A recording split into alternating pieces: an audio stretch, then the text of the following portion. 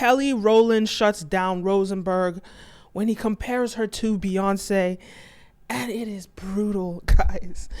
Let's watch this. If you're new here, my name is Kenim and you're watching Brand Video Pro. Let's check this out. This is so brutal. He rips her. Well, she rips him, and you asshole, if you ask me. But she does it in such a classy way. So let's play the clip. All right.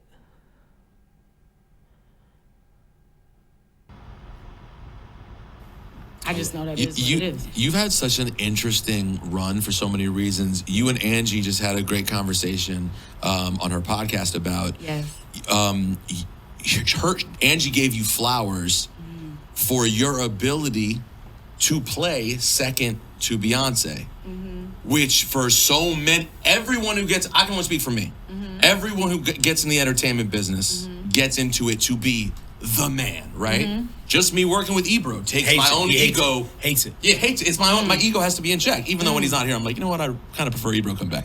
But it does take an ego check. And you happen to be standing next to the brightest light on planet Earth. Like, you think Big Boy from Outkast has it tough being next to Andre. You're with Beyonce, and not only did you not like fight it, it seems like you really loved the position that you were in and took it seriously. And here's the thing. Light attracts light. I am light. So I am a beautiful brown shining light.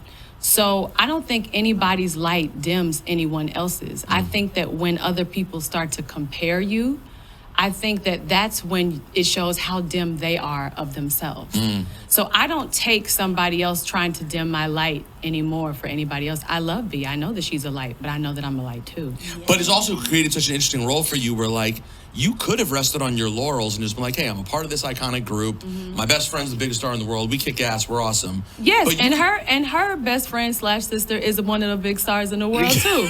So it's like people only see things one-sided. You know what I mean? So I don't like when they just put one person in one place. Like, we both shine together. I'm shining.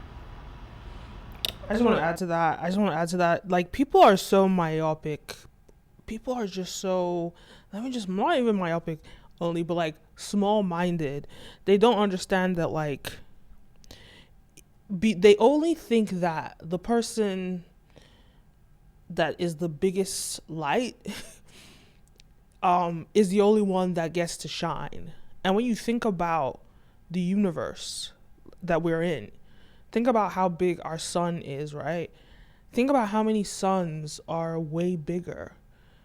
But our sun is still flourishing. It's still providing us existence, because we wouldn't exist. All the planets in this solar system would not exist without that sun. So think about everything that exists because of our sun, and think about the fact that there are other suns in trillions of other universes, or trillions of other, whatevers, universes and all that stuff, that are bigger than ours, and they're still flourishing. So it's like this idea that, like, there can only be one star is just BS. There's enough space for everybody to flourish.